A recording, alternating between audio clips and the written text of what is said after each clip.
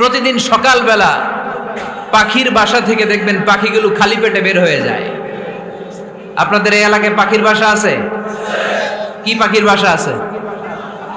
হ্যাঁ, সব পাখি আছে।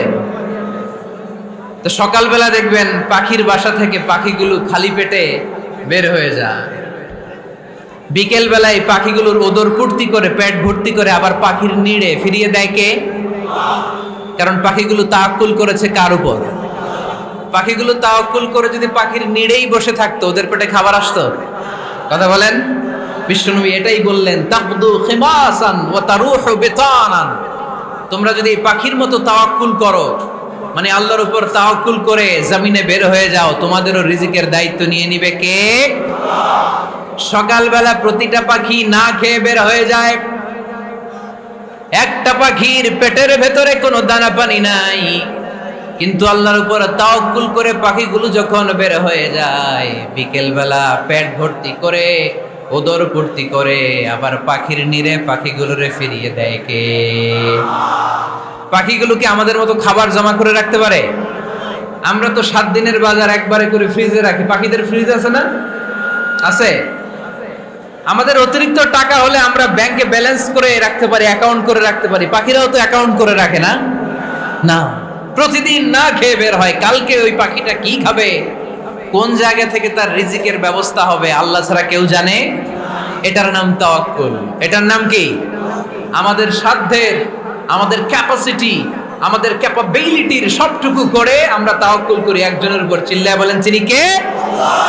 এজন্য ইসলাম আমাদেরকে শিখায়, সালাত যখন শেষ বের হয়ে যাও, কাজে নেমে পড়ো। কাজে কোনো লজ্জা নাই, পরিশ্রমে কোনো লজ্জা আছে? যিনি রিক্সা চালায় এতে তার কোনো লজ্জা আছে? দিনমজুর, কুলি, ঠেলা গাড়ি চালায়, ছোট্ট ব্যবসা করে, এতে কোনো লজ্জা আছে? লজ্জা নাই। খেয়াল রাখবেন, লজ্জা হচ্ছে অলসতায়। লজ্জা কিসে? বিষ্ণু ঈসা ইসলাম বলেছেন, মা আকালা আহাদুন তুআমান কাত্তু খায়রুম মিন আইয়াকুলা মিন আমালি ইয়াদি। নিজ হাতে উপার্জিত খাবারের চেয়ে, অর্থের চেয়ে শ্রেষ্ঠ খাবার পৃথিবীর কোনো মানুষ কোনোদিন ভক্ষণ করে নাই। চিল্লায় এখন সুবহানাল্লাহ। শ্রেষ্ঠতম খাবার নিজ হাতে উপার্জিত খাবার। ঘাম জড়িয়ে যে অর্থ উপার্জন করা হয়, যে ইনকাম করা হয়, এটা হালাল। আর হালাল খেয়ে দোয়া করলে কবুল করে কে? এজন্য খেটে খাওয়া মানুষ, শ্রমজীবী মানুষ আর মেহনতি মানুষদেরকে বিশ্বনবী খুব ভালোবাসতেন। তারা বিশ্বনবীর বন্ধু আর বিশ্বনবী ছিল তাদের বন্ধু। সুবহানাল্লাহ পড়েন। এত ভালোবাসতেন বিশ্বনবী খেটে খাওয়ার মেহনতি মানুষদেরকে। সব সময় বিষ্ণু ইসলাম তাদের জন্য দোয়া করতেন। এজন্য যারা খেটে খায় তারা কপালওয়ালা, তারা মুস্তাজাবুদ দাওয়া। তারা কি? মুস্তাজাবুদ দাওয়া মানে এমন ব্যক্তি যে ব্যক্তি দোয়া করতে দেরি হয় কিন্তু দোয়া কবুল হতে দেরি হয় না। আপনারা এখানে ব্যবসা করেন কে কে? দেখি তো, হাত তুলেন তো। ব্যবসা, মাশাআল্লাহ, অনেক ব্যবসায়ী আছে তো দেখি। আচ্ছা, হাত নামান। চাকরি করেন কে কে? চাকরি, চাকরিও তো অনেক করে দেখি, হাত নামান। প্রবাসী, ছুটিতে দেশে আসছেন? হুজুর আমি আছি। কই আপনি? দেখতে আসছেন? মাশাআল্লাহ। কোন দেশে থাকেন? সৌদি আরব। আলহামদুলিল্লাহ। সৌদিতে ভাল লাগে নাকি সৌদি স্বপ্নের দেশ, খাটতে খাটতে জীবন শেষ? ইনশাআল্লাহ। আচ্ছা, ইউনিভার্সিটির স্টুডেন্ট আছো কারা কারা দেখি? মাশাআল্লাহ, হাত নামাও। ক্লাস 5 থেকে ইন্টারমিডিয়েট পর্যন্ত পড়াশোনা করতেছো, অথবা দাখিল আলিম পর্যন্ত, কারা কারা দেখি? মাশাআল্লাহ, হাত নামাও, হাত নামাও।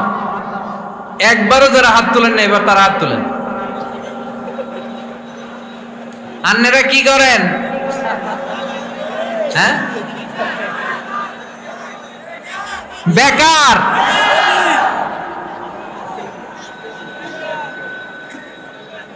বাংলাদেশে চাকরির বাজার খুব মন্দা, ঠিক কিনা?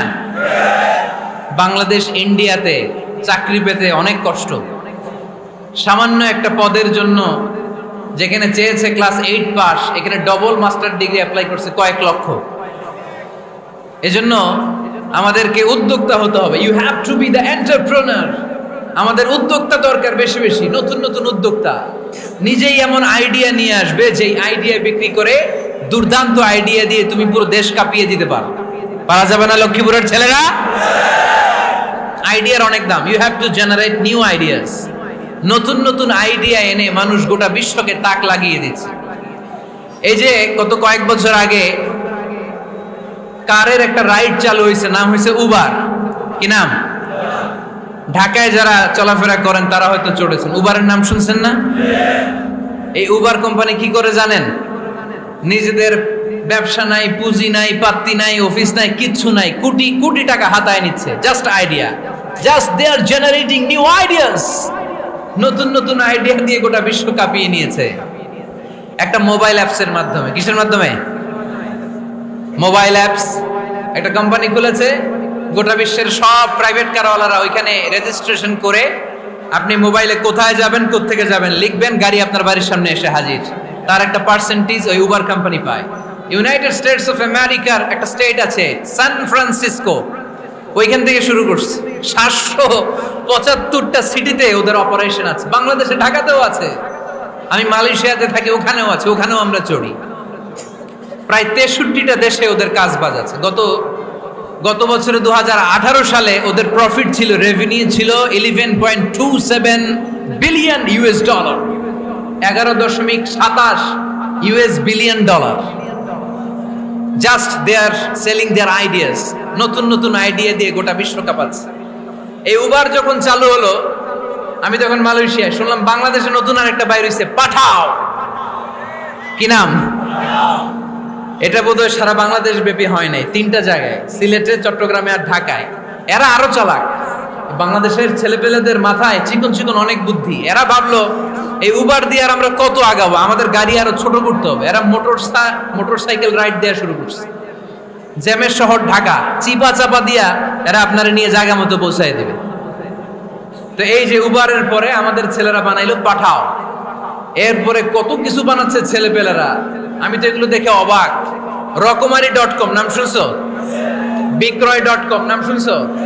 ঘরে বসে বসে কোটি কোটি টাকা হাতিয়ে নিচ্ছে তারা। Just they are selling their ideas. যেহেতু আমাদের চাকরি কম, ওই চাকরির বাজারে আমরা লাইন দিতে চাই না।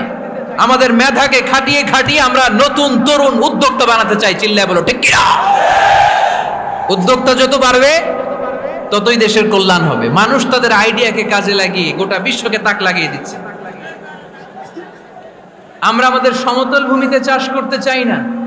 মালয়েশিয়াতে একটা এলাকা আছে ক্যামেরুন হাইল্যান্ড, ওরা পাহাড়ের মধ্যে চাষাবাদ করে গোটা মালয়েশিয়ার খাদ্যদ্রব্যের অভাবকে মুক্ত করে দিয়েছে। পাহাড়ের মধ্যে ওখানে ফুলের বাগান, ক্যামেরুন হাইল্যান্ড প্রায় 6000 ফিট উঁচু, প্রচন্ড ঠান্ডা। এই ঠান্ডা পাহাড়ি হিল ট্রাক্স এরিয়াতে মালয়েশিয়ার এই ক্যামেরুন হাইল্যান্ডে ওখানে আছে ফুলের বাগান, আছে ফলের বাগান, আছে চায়ের বাগান, ওখানে মধুর চাষ হয়, ওখানে শাকসবজি চাষ হয়, ওখানে অনেক কিছু চাষাবাদ হয়। ওই ফলমূল শাকসবজি দিয়ে গোটা মালয়েশিয়ার 14টা স্টেটে যত শাক সবজি ফলমূল লাগবে ওরা আঞ্জাম দেয়। আর আমরা আমাদের সমতল ভূমিতে চাষ করতে চাই না। আমরা চাষাবাদকে খুব লজ্জা মনে করি। এটা ভুল আইডিয়া। আমাদের যে এলাকা যেই জিনিসের জন্য বিখ্যাত ওইটাকে আমাদের ব্র্যান্ডিং করতে হবে। লক্ষ্মীপুর কিসের জন্য বিখ্যাত? নারিকেল সুপারি। নারিকেল সুপারি যে পৃথিবীর কত মানুষ, ইন্দোনেশিয়ান লোকেরা মুড়ির মতো খায় নারিকেল আর সুপারি। তো এইটারে আমাদের ব্র্যান্ডিং করতে হবে। যেই দেশে যেটা আছে, যে এলাকা যেই পণ্যের জন্য বিখ্যাত ওইটা আমাদের ব্র্যান্ডিং করতে হবে। আমাদের আদমজির জুট মিল বন্ধ না? ভাওয়ানি জুট মিল বন্ধ। আমাদের পাট শিল্পকে ধ্বংস করে দিয়ে ইন্ডিয়া এখন ওই কটনের পাঞ্জাবি বানায়, জুট কটনের পাঞ্জাবি। আছে না নাই? পুরা বাংলাদেশের মার্কেট এই জুট কটনের পাঞ্জাবি দিয়ে সয়লাভ। আমাদের বাংলাদেশের পাট দিয়ে যদি আমরা মিহি পাঞ্জাবি বানাতে পারতাম, গোটা বিশ্ববাজারকে আমরা দখল করে নিতে পারতাম। ঠিক কিনা? এজন্য আমাদেরকে নতুন নতুন আইডিয়া জেনারেট করতে হবে। চাকরির পিছনে বসে থাকলে চলবে না। আর আজান যদি হয়ে যায় ছুটে যাব মসজিদে, আর নামাজ শেষ হলে আমরা আমাদের কাজের দিকে চলে যাব। চিল্লায় বলেন ঠিক কিনা? যেটাই করব আমরা ভালোভাবে করব। আল্লাহ বলেছেন লিয়াবলুয়াকুম আইয়ুকুম আহসানু আমালা। লক্ষ্মীপুরের ভাইয়েরা আওয়াজ করে উত্তর দেন, আওয়াজ করে উত্তর দিতে হবে। জান্নাতে যেতে হলে 100তে কত নাম্বার পেতে হবে? হ্যাঁ, হয় নাই। 51। কি নাম তোমার? হ্যাঁ, ফরহাদ। জান্নাতে যেতে হলে 100তে আমার দরকার 51। 100তে কত লাগবে? ফাআম্মা মান সাকুলাত মাওয়াজিনুহু ফাহুয়া ফি আইশাতির রাদিয়া। সেদিন মিজানের পাল্লা যার ভারী হয়ে যাবে সে আনন্দ উৎসবে থাকবে। তো মিজানের পাল্লা ভারী হওয়ার জন্য 100তে আমার কত পাওয়া লাগবে? কত পাওয়া লাগবে? 51 পেলেই হয়ে যাবে। এজন্য আল্লাহ বলছেন লিয়াবলুয়াকুম আইয়ুকুম আহসানু আমালা। যেটাই করবে ভালোভাবে করবে। আল্লাহ এটা পরীক্ষা করতে চান যে আমরা ভালোভাবে কে কতটুকু আমল করেছি। যারা আরবি বোঝেন আলেম ওলামা আপনারা জানেন এখানে আল্লাহ বলেননি লিয়াবলুয়াকুম আইয়ুকুম আকসারু আমালা। আল্লাহ এটা দেখতে চান যে তোমাদের মধ্যে থেকে কে বেশি আমল করে। এটা বলছে আল্লাহ? বলে নাই। আল্লাহ বলেছে লিয়াবলুয়াকুম আইয়ুকুম আহসানু আমালা, যে ভালো করে করে। এজন্য আমরা যাই করি না কেন কি করে করব? আওয়াজ করে বলতে হবে। কেমন করে করব? যে কোনো কাজ করো না ভাই, যে কোনো কাজ করো তা যেন হয় সবার চেয়ে সবচেয়ে সুন্দর।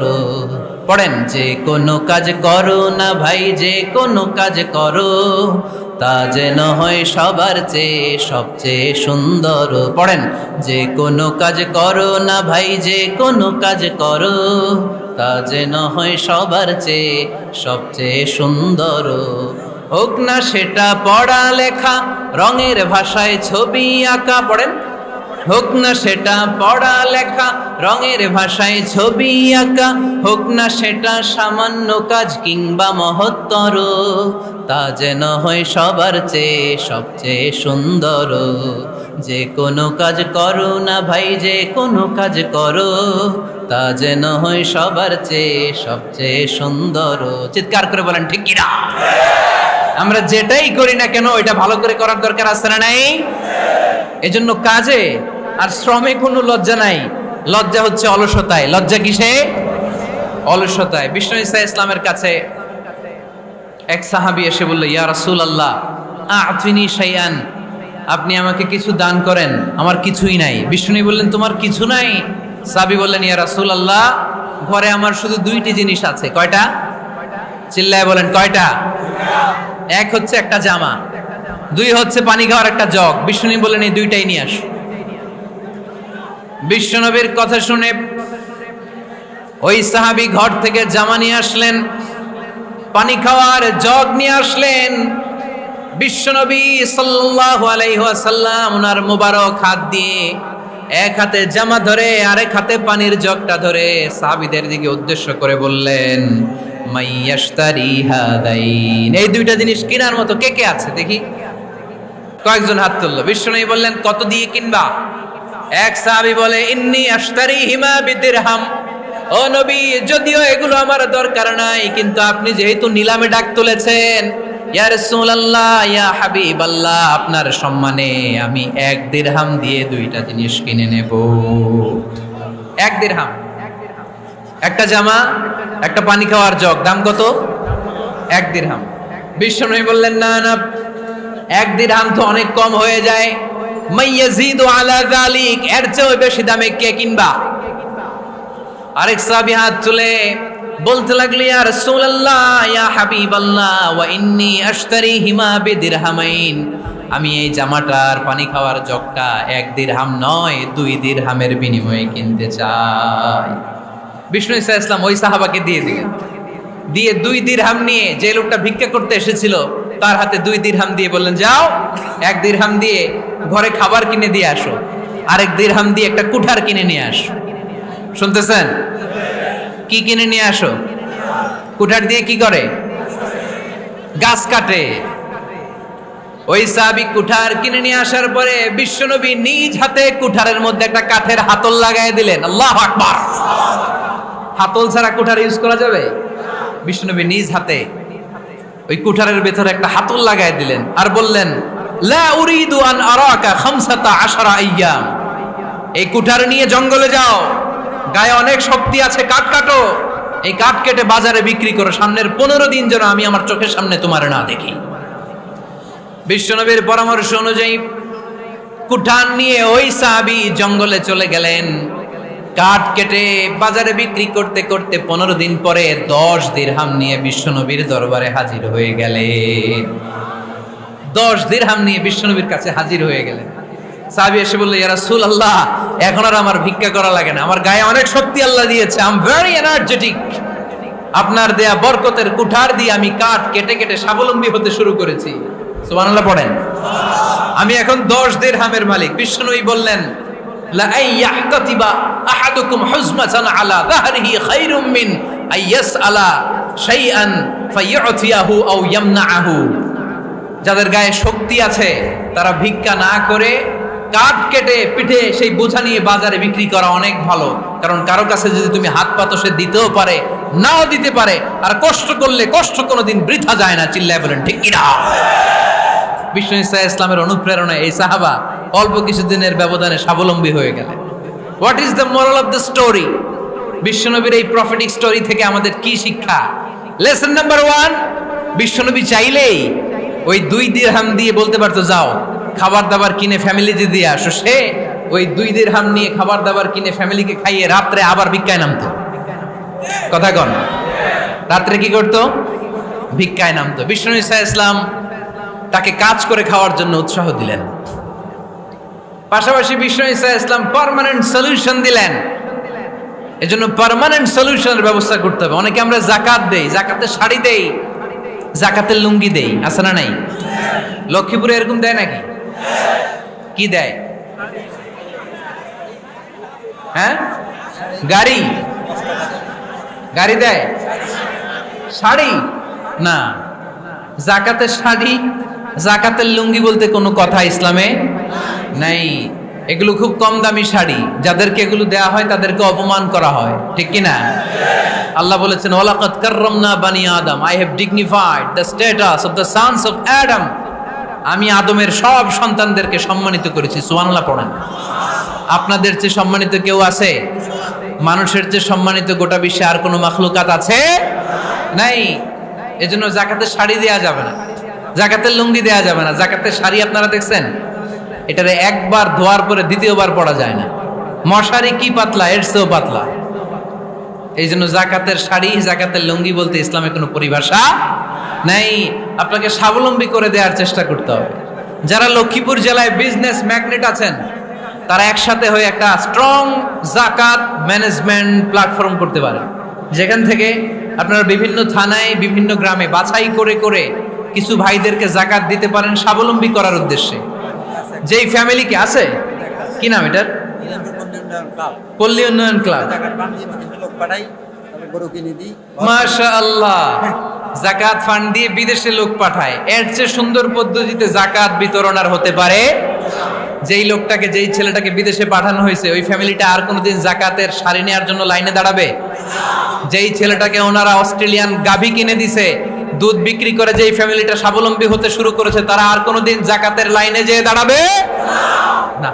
এজন্য জাকাত দিতে হবে স্বাবলম্বী করার জন্য। ইসলাম আমাদেরকে এটাই শিখিয়েছে, কাজ করে খেতে হবে।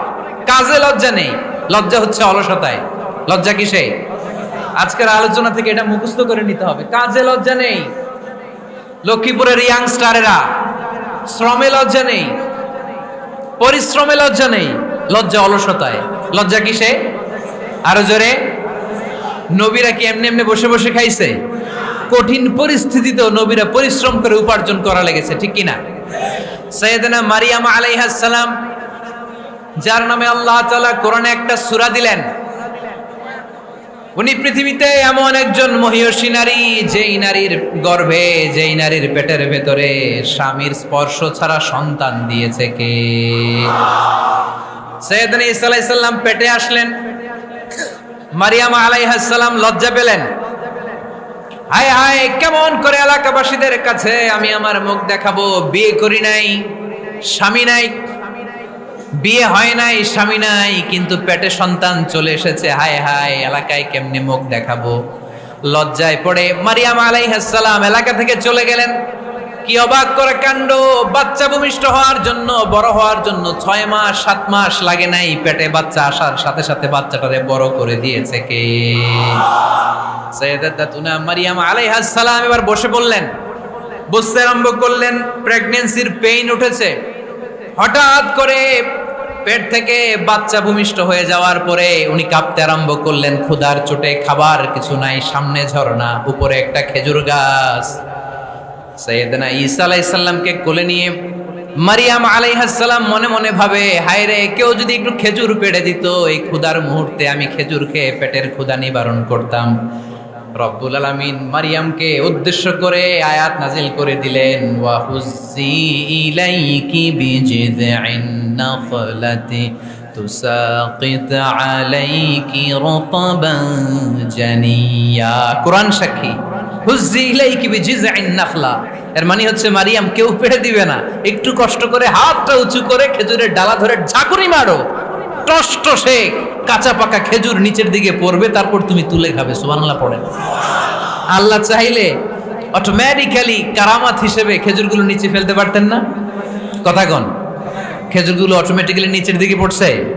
পড়ে নাই। আল্লাহ শিক্ষা দিয়েছে, যেই পরিস্থিতিতে থাকো না কেন, তোমাকে শ্রম ব্যয় করে, কষ্ট করে তোমার উপার্জন করতে হবে, রিজিকের বন্দোবস্ত করতে হবে। চিল্লায় বলেন ঠিক কিনা? ইসলাম আমাদেরকে এটাই শিখিয়েছে, কাজে লজ্জা নাই। আবার বিশ্বনবী বললেন, ইন খামাতিস সাআ ওয়া ফি ইয়াদি আহাদিকুম ফাসিলাতুন, তোমাদের কারো হাতে যদি একটা চারা বীজ থাকে, সে যদি দেখে কিয়ামত হতে শুরু করেছে, ফাইন ইসতাতা আন ইয়াগরিসাহা ক্বাবলা আন তাকুমাস সাআ ফালইয়াগরিসহা, কারো হাতে একটা চারা বীজ নিয়ত করেছে, চারা বীজটা রোপণ করবে, ইন দ্য মিন টাইম দেখলো কিয়ামত হতে শুরু করেছে, বিশ্বনবী বললেন, যদি তোমার সুযোগ থাকে কিয়ামত হওয়ার আগে চারা বীজটা রোপণ করে দাও। কথা বুঝতে পেরেছেন? আপনার হাতে একটা চারা বীজ, আপনি প্ল্যান করেছেন এই চারা বীজটা রোপণ করবেন, ইন দ্য মিন টাইম দেখলেন কি হওয়া শুরু হয়েছে, ইযা জুলজিলাতিল আরদু জিলজালাহা, দ্য বিগেস্ট আর্থকোয়েক, ভূমিকম্প শুরু হয়েছে, কিয়ামত হয়ে যাবে। বিশ্বনবী বললেন, কিয়ামত হইতেছে ওদিকে, আর তোমার হাতে যদি চারা বীজ থাকে, দেরি করো না, কিয়ামত তোমার কাছ পর্যন্ত আসার আগে সুযোগ পেলে চারা বীজটা রোপণ করে দাও। ইসলাম শিখিয়েছে শেষ নিঃশ্বাস পর্যন্ত তোমাকে লড়ে যেতে হবে। এই পৃথিবীতে কেউ কাউকে জায়গা করে দেয় না, জায়গা করে নিতে হয়। এই পৃথিবীটা, the life is not a bed of roses, এটা ফুল বিছানো কোনো ফুলসজ্জা নয়, এটা কণ্টকাকীর্ণ। কেউ আপনার স্পেস করে দিবে না, কেউ আপনাকে সুযোগ করে দিবে না, কেউ আপনার জায়গা করে দিবে না, বরং আপনি জায়গা করে নিলে টাইনা নিচে নামাবে। কথা বলেন? এজন্য কখনো অলসতাকে স্থান দেয়া যাবে। রসুল বাত্তালি দুক্কানু শয়তান, অলস মস্তিষ্ক শয়তানের আড্ডা। অলস যদি কেউ থাকে, এটারে টেনে বেঁধে কাজে নামাবেন, পারা যাবে? আলহামদুলিল্লাহ, লক্ষ্মীপুরে এরকম অলস ছেলে পেলে নাই।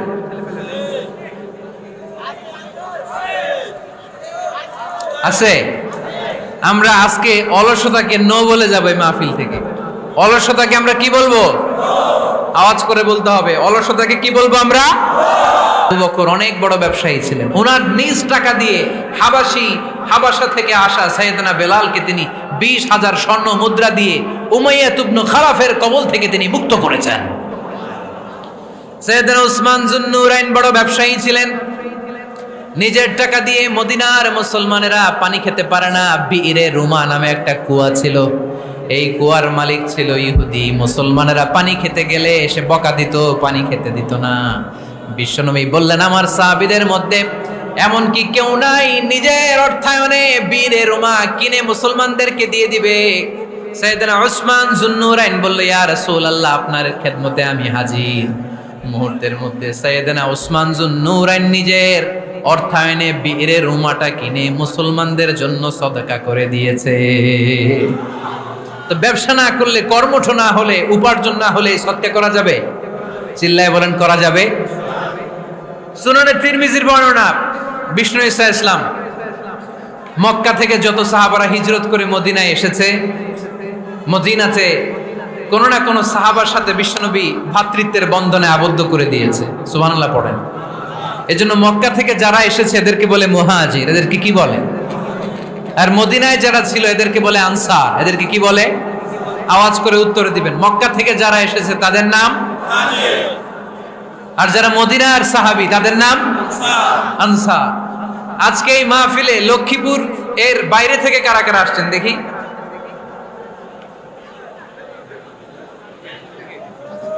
মাশাআল্লাহ মাশাআল্লাহ, অনেক আসছে। আল্লাহ ভাইদেরকে তুমি কবুল করো, হাত নামান। এই যে লক্ষ্মীপুরের বাইরে থেকে যে ভাইরা আসছে তারা লক্ষ্মীপুরের মেহমান, ঠিক কিনা? মক্কা থেকে হিজরত করে যে সমস্ত সাহাবারা এসেছিল তারা ছিল মদিনার মেহমান। বিশ্বনবী এক এক মক্কার সাহাবীকে মদিনার এক এক সাহাবীর সাথে ভ্রাতৃত্বের বন্ধনে আবদ্ধ করে দিলেন। আব্দুর রহমান ইবনে আউফ রাদিয়াল্লাহু তাআলা আনহু, ওনার সাথে ভ্রাতৃত্বের বন্ধনে যে সাহাবীকে বিশ্বনবী আবদ্ধ করে দিলেন ওনার নাম হচ্ছে সাআদ ইবনে রাবিয়া। কি নাম? মদিনার অনেক বড় ব্যবসায়ী। বিশ্বনবী বললেন, ও আব্দুর রহমান ইবনে আউফ, সম্পদ ছেড়ে দিয়ে, পরিবার ছেড়ে দিয়ে, স্থাবর অস্থাবর সব ছেড়ে দিয়ে আল্লাহ রাসূলের ভালোবাসায় মক্কা থেকে মদিনায় এসেছো। মদিনায় তোমার চিন্তা নাই, সাদ ইবনুর রবিকে আমি তোমার ভাই বানিয়ে দিলাম। সাদ ইবনে রবি তোমার আপন ভাইয়ের মতো। সাদ ইবনে রবি বলল, আব্দুর রহমান, জীবনে তোমারে কোনোদিন দেখি নাই, তোমারে আমি চিনি না, তোমার নাম শুনি নাই, কিন্তু বিশ্বনবী তো তোমার দায়িত্ব আমাকে দিয়েছে। আমার যে বড় ধনী এই মদিনার মধ্যে দ্বিতীয় কেউ নাই। আজ থেকে তুমি আমার ভাই, আজ থেকে তুমি আমার কি? আল্লাহ আমাকে যত সম্পত্তি দান করেছে তার অর্ধেক সম্পত্তি আমি তোমার নামে দিয়ে দিলাম। ও আব্দুর রহমান ইবনে আউফ, শুধু তাই নয়, রব্বুল আলামিন আমাকে দুইজন স্ত্রী দিয়েছে। কয়জন? তুমি দেখো আমার কোন স্ত্রীকে তোমার বেশি ভালো লাগে, যার নাম তুমি বলবে সাথে সাথে আমি তারে তালাক দিয়ে দিব। তার ইদ্যত পালন শেষে তুমি তাকে বিয়ে করে তোমার সাথে নিয়ে যাবা। সুবহানাল্লাহ পড়ে। কারণ বিশ্বনবী তোমার দায়িত্ব আমার কাছে দিয়েছে, তুমি আমার ভাই, আমি মদিনার সবচেয়ে বড় ধনী, আমার অর্ধেক সম্পদ আমি তোমারে দিয়ে দিব। আমার দুই স্ত্রীর এক স্ত্রীকে তোমারে দিয়ে দিব। সাইয়েদনা আব্দুর রহমান ইবনে আউফ এই কথা শুনে অবাক হলেন। অবাক হয়ে উনিও এক অবাক কথা বললেন। উনি বললেন, লা হাজাতা লি ফি ইয়া আখি, ও আমার প্রাণের ভাই, তোমার কথা শুনে আমার হৃদয়টা ভরে গিয়েছে, কিন্তু তোমার সম্পদেরও দরকার আমার নাই, তোমার স্ত্রীরও দরকার আমার নাই। বারাকাল্লাহু ফি মালিক ওয়া লি আহলিক, আল্লাহ তোমার মালেও বরকত দেখ, তোমার সম্পদেও বরকত দেখ। তুমি শুধু একটু কষ্ট করবা। কি কষ্ট? দুল্লানি আলা সুক, show me the way to the market. তুমি মদিনায় কোনো মার্কেট আছে কিনা, শপিং মল আছে কিনা, ব্যবসা প্রতিষ্ঠান আছে কিনা আমারে দেখায় দাও। সুবহানাল্লাহ পড়ে। আমরা হইলে কি করতাম? লক্ষ্মীপুরে যারা আসছে এদের একজনকে যদি বলা হয়, ভাই আপনি এখন থেকে লক্ষ্মীপুরের ভাই, আমার অর্ধেক সম্পদ আপনারে দিয়ে দেব, কি করবে? পায়ের উপর পা তুলে খাবে আর বলবে, কি আনন্দ আকাশে বাতাসে, ঠিক কিনা? এরপর যদি বলি, ভাই আমার দুই বউ যেটারে সুন্দর লাগে বলেন তালাক দিয়ে দেই, নিয়ে যান, কি বলবে? কি আনন্দ আকাশে বাতাস। আল্লাহ রাসূলের সাহাবী আব্দুর রহমান ইবনে আউফ বললেন, লা হাজাতা লি ফি, আমার দরকার নাই, দুল্লানি আলা সুক, just show me the way to market. এখানে মার্কেট কই আছে দেখায় দাও। অবাক হয়ে গেলেন সাদ বিন রবি, বললেন, ও আব্দুর রহমান ইবনে আউফ, ঠিক আছে, তুমি যদি নিতে না চাও তোমারে আমি জোর জবরদস্তি করব না। শুনে রাখো, মদিনাতে ইহুদিদের কয়নুকার একটা বাজার আছে। এই কথা বলার সাথে সাথে আব্দুর রহমান ইবনে আউফ চলে গেলেন। এর পরের দিন অল্প কিছু পনির আর ঘি দিয়ে ব্যবসা শুরু করলেন। পনির আর ঘিয়ের ব্যবসা করতে করতে করতে করতে ব্যবসায় তিনি এত লাভ করলেন, উনি বললেন, আমি যদি কখনো মদিনার বালুর মধ্যে হাত দিতাম ওই বালুটারও সোনা বানায় দিত কে? দুল্লানি আলা সুক। লক্ষ্মীপুরের কর্মঠ যুবক ভাইরা, এই আব্দুর রহমান ইবনে আউফ আমাদের প্রেরণা। উনি অন্যের ঘাড়ে পাড়া দিয়ে খেতে চায় নাই, আরেকজনের উপর ডিপেন্ডেন্ট বা নির্ভরশীল হতে চায় নাই। তিনি স্বাবলম্বী হওয়ার শিক্ষা, লেসন কিয়ামত পর্যন্ত গোটা বিশ্বের যুবকদের জন্য রেখে গিয়েছে। চিল্লায় বলো ঠিক কিনা? দুল্লানি আলা সুক, show me the way to market. Market কোথায় দেখাও। পনির আর ঘি নিয়ে ব্যবসা করতে করতে কয়েক মাসের ব্যবধানে ইতিহাস সাক্ষী সাইয়েদনা আব্দুর রহমান ইবনে আউফ মদিনার বিশাল বড় বিজনেস ম্যাগনেটে পরিণত হয়ে গেলেন। চিল্লায় পড়েন আল্লাহু আকবার। এজন্য ব্যবসার ভিতরে বরকত ঢুকিয়ে দিয়েছে কে? বিষ্ণু বললেন, আত-তাজিরা সাদুকাল আমিন মা'আন নাবিয়্যিন ওয়াস সিদ্দীকিন ওয়াশ শুহাদাই ওয়াস সালিহিন। আমানতদার ব্যবসায়ী তারা সাধারণ কোনো মানুষ নয়, কিয়ামতের দিন নবীদের সাথে হাসর হয়ে যাবে। আপনারা যারা ব্যবসা করেন, এটা সাধারণ বিষয় নয়। বিষ্ণু সাল্লাল্লাহু আলাইহি ওয়াসাল্লাম নিজেও ব্যবসায়ী ছিলেন। ওনার জীবনের প্রথমে তিনি খাদিজা রাদিয়াল্লাহু তাআলা আনহার ব্যবসার স্টাফ হয়ে কাজ শুরু করেছেন, এরপর নিজে ব্যবসা শুরু করেছেন। এরপরে খাদিজাতুল কুবরা রাদিয়াল্লাহু তাআলা আনহা সব সম্পত্তি বিয়ের পরে বিশ্বনবীর পায়ের সামনে ঢেলে দিয়েছেন। বললেন, ইয়া রাসূলুল্লাহ, এই সম্পদ আমি আপনাকে দিয়ে দিলাম, আপনি ইচ্ছামতো দিনের প্রয়োজনে খরচ করেন। সুবহানাল্লাহ পড়েন। এজন্য বিষ্ণু ঈসা ইসলাম আমাদের জন্য উপমা, আব্দুর রহমান ইবনে আউফ আমাদের জন্য উপমা। যারা ব্যবসা করেন তারা বিষ্ণু ঈসা ইসলামের সুন্নাহ পালন করছেন। আত-তাজির আস-সাদুক আল-আমিন, বিষ্ণুই বললেন সত্যবাদী আমানতদার ব্যবসায়ী, যে ব্যবসা করতে যে মিথ্যা কথা বলে না। অনেক ব্যবসায়ীরা আছে পণ্য চালানোর জন্য মিথ্যা কথা বলে আর কসম কাটে, আছে না নাই? আহা, এমনটা করা যাবে? সকালবেলা স্ত্রীরে বলে, এই গরুগুলা বিক্রি করবো, তুই একটা দাম কত কমো? স্ত্রীরে শিখাই দিচ্ছে এই গরুর দাম তুই 40,000। তো বউ বলে ঠিক আছে, দাম কইলাম 40,000। তো এরপরে বাজারে যখন গরু বিক্রি করতে যায়, একজন যখন বলে যে ভাই এটা 30,000 টাকা দিয়ে কিনবো, কয় ভাই আল্লাহর কসম সকালে একজন 40,000 দাম কইছে, আমি দেই নাই। আছে না নাই? কৌশল করে। বউরে শিখাইছে সকালে, কই তুই দাম কর 40,000। তো বাজারে যে সকালে একজন দাম করছে, দাম করে কইছে 40,000 দেই নাই, আপনারা 30,000 কেমনে দেই? এরকম ডাকাইত আছে না নাই? আলহামদুলিল্লাহ লক্ষ্মীপুরে এরকম লোকজন নাই। আরে নাই, আমি কই নাই, এরা কই আছে। লক্ষ্মীপুরের মানুষ খুব ধার্মিক, আমি জানি। লক্ষ্মীপুর, নোয়াখালী, ফেনী এই বেল্টের লোকজন খুব আল্লাহওয়ালা। এদের মধ্যে আল্লাহওয়ালার সংখ্যা বেশি, এখানে আলেম ওলামা বেশি, এখানে মসজিদ মাদ্রাসা বেশি। এই জন্য এই জেলাগুলোতে আল্লাহর রহমতও বেশি। আল্লাহ তুমি এই জেলার ছেলেবেলাদেরকে, এই জেলার লোকদেরকে তুমি কবুল করো, মা বোনদেরকে তুমি কবুল করো। সম্মানিত ভাইয়েরা, এজন্য আজকের মাহফিল থেকে আমরা যেটা শিখলাম সেটা হচ্ছে পরিশ্রমে কোনো লজ্জা আছে? আমরা কাজ করে খাবো, ঠিক কিনা? Never under estimate any job. যুবক ভাইয়েরা, লক্ষ্মীপুরের যুবক ছেলেরা শুনতেছ? এরকম আওয়াজ করতে হবে, কান খাড়া করে শোনো। Never under estimate any job. কোন চাকরিকে ছোট করে দেখা যাবে না। whether it's small or big, you don't care. এটাতে কেয়ার করা যাবে না। ছোট্ট চাকরি পাইলেই ঢুকে যাবা, বড় অফার আসলে পরে ঢুকবা। এটা ছোট কাজ, এটা হোটেলের ওয়েটার, এটা ছোট্ট স্টাফ, এটা কেরানি না। কাজ কাজই, কাজের মধ্যে কোনো ছোট বড় নাই। খেটে খাওয়া মানুষকে বিশ্বনবী অনেক সম্মান করতেন। বিষ্ণু ঈসা ইসলাম খেটে খাওয়া মানুষদেরকে এত ভালোবাসতেন, বিদায় হজের মতো এত গুরুত্বপূর্ণ ভাষণও এই মেহনতি মানুষদের কথা বাদ যায়নি। সুবহানাল্লাহ পড়বেন না? দিনটা ছিল জুমাবার। বিষ্ণু ঈসা ইসলাম আরাফাতের ময়দানে দাঁড়িয়ে ঐতিহাসিক একটা ভাষণ দিলেন। এই ভাষণের নাম হলো বিদায় হজের ভাষণ। এই বিদায় হজের ভাষণেও খেটে খাওয়া মানুষের কথা বিশ্বনবী বাদ দেয় নাই। বিশ্বনবী বলেছেন,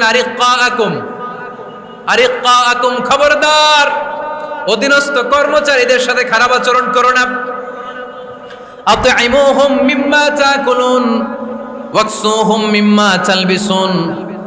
খবরদার, মনে রেখো, তোমরা যা খাবে তোমাদের অধীনস্থ কর্মচারীদেরও তা খাওয়াবে, তোমরা যা পড়বে তাদেরও তা পড়াবে। বিশ্বনবী শেষ নিঃশ্বাস ত্যাগ করে যাওয়ার আগে যেই কয়েকটা কথা বলেছিলেন তার মধ্যে মেহনতি মানুষদের জন্য কথা আছে না রাই? বিষ্ণু ঈসা ইসলাম যখন শেষ নিঃশ্বাস ত্যাগ করবেন, তিনি বলেছিলেন, আসসালাত আসসালাত, উম্মতেরা, নামাজ নামাজ, নামাজ ছেড়ে দিও না, নামাজ তরক করো না, নামাজ কাজা করো না। আর বলেছিলেন, ওমা মালাকাত আইমানুকুম, অধীনস্থ কর্মচারীদের সাথে খবরদার খারাপ আচরণ করো না। যারা কর্মচারীদের সাথে খারাপ আচরণ করে, যারা মানুষের কাছ থেকে শ্রম নিয়ে কাজ করিয়ে টাকা দেয় না, কিয়ামতের দিন তাদের বিরুদ্ধে মামলা দায়ের করবে কে? কে করবে?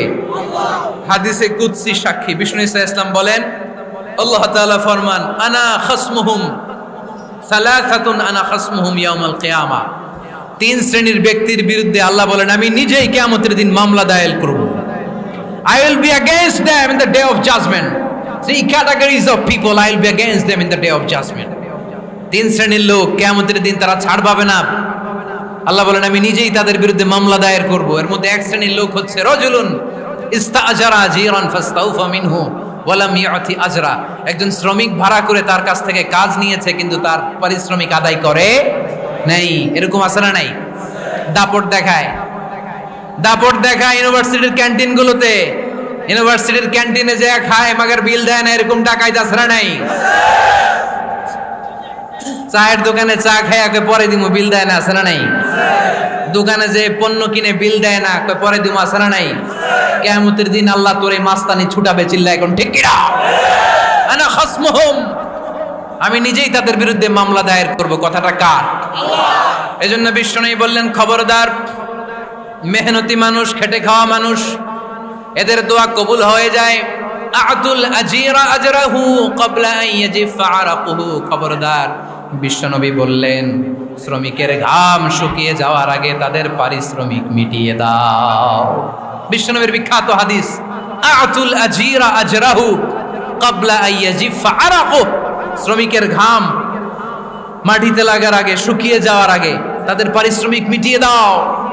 কেননা তারা যদি বদদোয়া করে তোমার জীবনকে জাহান্নাম বানিয়ে দিবে কে? বিষ্ণু ইসলাম সব সময় খেটে খাওয়া মানুষদেরকে আগলে রাখতেন।